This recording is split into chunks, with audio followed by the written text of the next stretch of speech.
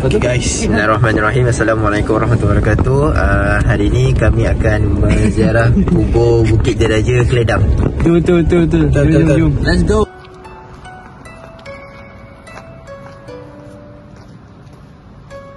Diraja Bukit Keledang. Jom.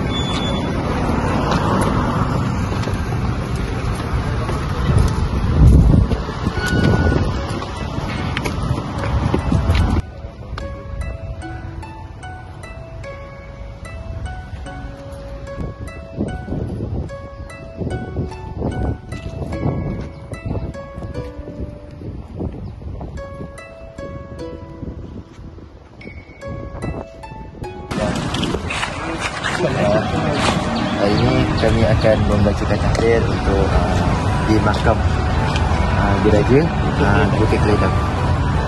Yalah. Amin.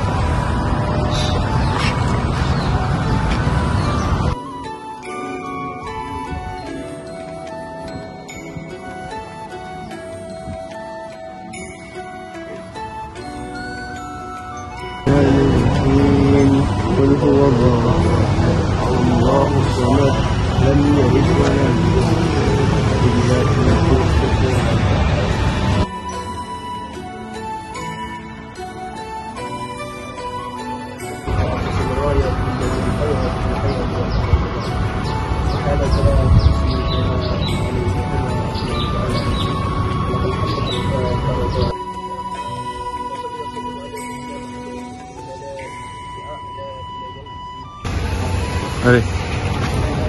Alhamdulillah, kami telah membacakan tahlil di makam Diraja Teluk Bukit Keledang. Semua berjalan dengan lancar. InsyaAllah ada rezeki kami datang lagi.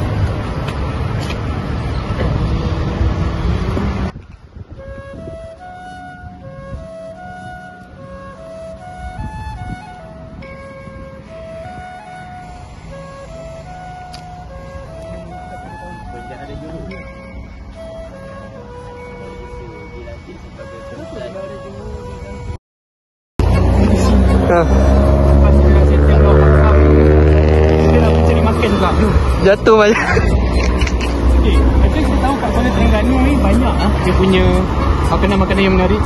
Antaranya nasi dagang, nasi kerabu. So, jom kita explore sesuatu.